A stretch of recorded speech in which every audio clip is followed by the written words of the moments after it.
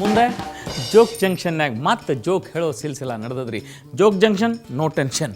ವಿಶ್ವೇಶ್ವರ ಭಟ್ರ ಮಗ ಅಂದ್ರೆ ಅವ ಈಗ ಒಂದು 6 ವರ್ಷದವೇನೋ ಇರಬಹುದು. ಅವ LKG ಅವನ್ನ ಸಾಲಿಗೆ ಹಾಕಿದ್ರು. ಅವ ಸಾಲಿಗೆ ಹೋಗ್ಲಿಕ್ಕೆ ಶುರು ಮಾಡ್ದ. ಮೊದಲೇ ದಿವಸ ಅಗದಿ ಹುರುಪ್ಲಿಂದ ಹೋದ. ಅವ್ರ ತಾಯಿ ಅವನು ಬರೋಬ್ಬರಿ ತಯಾರು ಮಾಡಿದ್ಲು. ಯೂನಿಫಾರ್ಮ್ ಹಾಕೊಂಡ, ಡಬ್ಬಿ ಗಿಬ್ಬಿ ಕಟ್ಕೊಂಡ. ವಿಶ್ವಾತ್ಮ ಅಂತ ಅವನ ಹೆಸರು. ಹೋದ ಶಾಲೆಗೆಲ್ಲ ಕಲ್ತ. ಅವತ್ತು ವಾಪಸ್ ಬಂದ.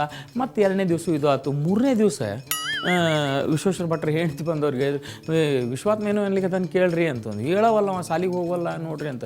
ಇವ್ರು ಹೋಗಿ ಅವ್ನು ನೆಪ್ಸಿದ್ರು, ಹೇಳೋ ಸಾಲಿಗೆ ಹೋಗ್ಬೇಕು, ಯಾಕೆ ಮಲ್ಕೊಂಡೆ ಅಂತ. ಅವ ಮುಸುಕ್ ಕೇಳೋದು ಏನು ಕೇಳ್ಬೇಕಾದ್ರೆ, ಅಪ್ಪ 2 ದಿವಸದಿಂದ ಹೋಗೀನಿ, ಇನ್ನು ಎಷ್ಟು ದಿವಸ ಹೋಗ್ಬೇಕಪ್ಪ ಸಾಲಿಗೆ ಅಂತ. ಇಂಥ ಮಜಾ ನಾವು ಮಕ್ಕಳ ಕಡೆ ಭಾಳ ಕೇಳ್ಕೊತಾ ಇರ್ತೀವಿ ರೀ. ಇನ್ನೊಬ್ಬ ನನ್ನ ರಿಲೇಟಿವ್ನ ಮಗಳು ಒಂದು ದಿವಸ ತನ್ನ ಸಾಲಿಗೆ ಕರ್ಕೊಂಡು ಹೋಗಿದ್ರು ಅಂತ ಹೇಳಿ ಅವತ್ತು ಇಂಟರ್ವ್ಯೂ ಕೊಡ್ಲಿಕ್ಕೆ ಹೋದ್ದು. ಪಾಪ ಈ ಹುಡುಗಿ ಇನ್ನೂ ಪಾಪ UKG ಹಿಂಗೇನೋ ಅಲ್ಲಿಗೆ ಹಾಕ್ಬೇಕು. ಆ ಹುಡುಗಿನ ಈ ಟೀಚರ್ ಹೇಳಿಕತ್ತಿದ್ರು ABCD ಹೇಳೋ ಅಂತಂದು. ಇದಕ್ಕೆ ಮನೆಯಾಗೆಲ್ಲ ಬಾಯ್ಪಾಟ್ ಮಾಡಿಸಿ ಕರ್ಕೊಂಡು ಹೋಗಿದ್ರು. ಇದು ಏನು ಮಾತಾಡಲಿಲ್ಲ ಅಲ್ಲಿ. ನನ್ನ ರಿಲೇಟಿವ್ ಅವ್ನು ಹೊರಗೆ ಕರ್ಕೊಂಡು ABCD ಹೇಳ್ಬಿಟ್ಟ, ABCD ಹೇಳೋ ಅಂತಂದು. ಅಲ್ಲಿ ಹೊರಗೆ ನಿಂತಾಗ ಎಲ್ಲ ABCD ಜಡ್ ತನಕ ಹೇಳ್ತೀವಿ. ಮತ್ತು ಒಳಗೆ ಕರ್ಕೊಂಡು ಹೋದ್ಕೊಳ್ಳೆ ಟೀಚರ್ ABCD ಹೇಳೋ ಅಂದ್ಕೊಳ್ಳಿ. ಇದೇನು ಹೇಳತ್ತಿದ್ದಿಲ್ಲ. 1 2 3 ಅರೇ ಇಲ್ಲ, ಸಂಡೇ ಮಂಡೇ ಇಲ್ಲ. ಅವ್ರವ್ವ ಅಪ್ಪ ಇಬ್ಬರು ಹಣೆ ಗಟ್ಟಿಸ್ಕೊಂಡ್ರು. ಅಲ್ರಿ ಇಷ್ಟೆಲ್ಲ ತಯಾರು ಮಾಡಿ ಕರ್ಕೊಂಬಂದಿದ್ವಿ, ಏನು ಹೇಳುವಲ್ರ ನೋಡ್ರಿ ಟೀಚರ್ ಅಂತ ಹೇಳಿದ್ರು. ಆ ಟೀಚರ್ದು ಒಂದು ಸಣ್ಣ ಪ್ರಾಬ್ಲಮ್ ಇತ್ತು. ಆಕಿ LLTT ಅಂದರೆ ಲುಕಿಂಗ್ ಲಂಡನ್ ಥಿಂಕಿಂಗ್ ಟೋಕಿಯೋ. ಸ್ವಲ್ಪ ಅಡ್ಗಣ್ಣು, ಇಲ್ಲಿ ನೋಡೋಕೆ ಇಲ್ಲಿ ಮಾತಾಡೋಕೆ. ಆಕಿ ಏನು ಮಾಡಿದ್ದು, ಆಗ ಈಗ ತಿಳಿಸಿ ಹೇಳಿದ್ಲಿ ಹುಡುಗಿ, ನೋಡು ನೀನು ಎಲ್ಲ ಕರೆಕ್ಟ್ ಹೋಮ್ವರ್ಕ್ ಮಾಡ್ಕೊಂಬರ್ಬೇಕು, ABCD ಹೇಳಬೇಕು, 1 2 3 4 ಅನ್ಬೇಕು, ಸಂಡೇ ಮಂಡೇ ಹೇಳಬೇಕು ಅಂತಂದು. ಅಂತ ಹೇಳಿ ಅಡ್ಮಿಷನ್ ಆಯ್ತು. ಮನೆಗೆ ಕರ್ಕೊಂಬಂದರು. ನನ್ನ ರಿಲೇಟಿವ್ ಅವ್ನು ಹೇಳ್ತಿ ಕುತ್ಕೊಂಡು ಮಾತಾಡ್ಲಿಕ್ಕೆ ಶುರು ಮಾಡಿದ್ರು. ತನ್ನ ಮಗಳಿಗೆ ತಿಳಿಸೈತೆ, ಟೀಚರ್ ಏನು ಹೇಳಿದ್ರು ಗೊತ್ತಾತಿಲ್ಲ ನಿಂಗೆ, ಯಾಕೆ ಹೇಳಂಗಿಲ್ಲ ನೀ ಟೀಚರ್ ಇದ್ರಿಗೆ ABCD ಅನ್ಬೇಕು ನೋಡೋಣ ಅಂತಂದ್ರು. ಅದಕ್ಕೆ ಆ ಹುಡುಗಿ ಏನಂದಿರ್ಬೇಕು, ಅವ್ವ ಅವ್ರು ನನಗೆ ಹೇಳಿಲ್ಲ, ನಿನ್ನ ನೋಡ್ಕೋತ ನಿನಗೆ ಹೇಳ್ಯಾರ, ನೀ ABCD ಅನ್ಬೇಕಾದ್ರೆ. ಸಾಲಿಯಿಂದ ಎದಕ್ಕೋ ಹೊರಗೆ ಬಂದಂಥ ಒಂದು ಹುಡುಗಿ ಸಾಲಿಗೆ ವಾಪಸ್ ಹೋಗೋದನ್ನು ತಪ್ಪಿಸ್ಕೊಂಡ್ಬಿಡ್ತೀವಿ. ಸೊ ಅದು ಹಾಗಾಗಿ ನಿಂತಿತ್ತು. ಅಲ್ಲಿ ಒಬ್ಬ ಪೊಲೀಸ್ ಮನ್ ನಿಂತಿದ್ದ. ಆ ಪೊಲೀಸ್ ಮನ್ನನ್ನು ಈ ಹುಡುಗಿ ಹೋಗಿ ಕೇಳ್ತೀವಿ, ನೀನು ಪೊಲೀಸ್ ಮನ್ನೇನು?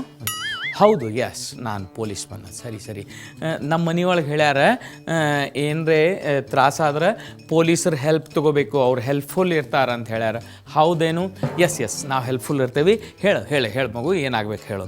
ಏನಿಲ್ಲ, ನಂದು ಬೂಟಿಂದು ಲೇಸ್ ಬಿಚ್ಚದ, ದಯವಿಟ್ಟು ಕಟ್ಟಿಕೊಡ್ತೀವಿ. ಮಗು ಒಂದು ಹುಡ್ಕೋತ ಬಂತು ಅವ್ರ ಅಪ್ಪನ ಹತ್ರ, ಅಪ್ಪ ಒಂದು ಸಣ್ಣ ಪ್ರಾಬ್ಲಮ್ ಆಗ್ಯದ ಅಂದ. ಏನಿಲ್ಲಪ್ಪ ನನ್ನ ಟೂತ್ ಬ್ರಷ್ ಟಾಯ್ಲೆಟ್ನಾಗ ಬಿದ್ದು ಹೋಗ್ಬಿಟ್ಟದನು. ಹೌದಾ, ಬರೀ ಇಂಥವು ಮಾಡ್ತೀನಿ ನೋಡ್ನಿ ಅಂಥೇಳಿ ಅಪ್ಪ ಬಂದ. ಆ ಬಚ್ಚಲ್ ಮನೆಯೊಳಗೆ ಅಲ್ಲೇ ಟಾಯ್ಲೆಟ್ ಅದ್ರಾಗನೇ ಇತ್ತು. ಹುಡುಕ್ಯಾಡ್ದ, ಅದ್ರಾಗ ಸಿಕ್ತಾ ಟೂತ್ ಬ್ರಷ್. ಅದನ್ನು ತೆಗೆದು ಹೊರಗೆ ಹೋಗಿ ಬಂದ. ಈ ಮಗು ಕೇಳ್ತಾ, ಅಪ್ಪ ಅದನ್ಯಾಕೆ ಹೋಗ್ದಿ? ಟಾಯ್ಲೆಟ್ನಾಗ ಬಿದ್ದಿತ್ತದೆ, ಅದ್ರಲ್ಲಿ ಎಲ್ಲಿ ತಿಕ್ಕೋತಾರಣ ಅಂತ ಬೈದ. ಸರಿ ಆಯ್ತು. ಮತ್ತು ಮಗು ಹೋತು. ಇದನ್ನ ಅಲ್ಲಿ ತಿಳ್ಕೊಳಕ್ಕೆ ಹೋಗಿ ಅಂತ ತಿಳ್ಕೊಂಡಿದ್ದೀವ. ಮತ್ತೆ ಓಡಿ ಬಂತದು ವಾಪಸ್ಸು. ಅದು ಅವ್ರ ಅಪ್ಪನ ಟೂತ್ ಬ್ರಷ್ ತೊಗೊಂಬಂತೀವಿ ಸರ್ತೆ. ಅಪ್ಪ ಇದು ತಗೋ, ಇದನ್ನೂ ಹೊರಗೆ ಹೋಗಿ ನೀನು, ಯಾಕಂದ್ರೆ ಇದು ನಿನ್ನ ಟೂತ್ ಬ್ರಷ್. ಹೌದಾ, ಇದನ್ಯಾಕೆ ಹೊರಗೆ ಹೋಗಿಬೇಕು? ಅಲ್ಲಪ್ಪ ಈಗ 4 ದಿವಸದಿಂದ ಇದು ಅಲ್ಲೇ ಬಿದ್ದಿತ್ತು, ನಾ ಹುಡುಕಿ ತೆಗೆದಿದ್ದೆ. ಹಳ್ಳಿಯಿಂದ ಒಂದು ಹುಡುಗ ಶಹರಕ್ಕೆ ಬಂದ.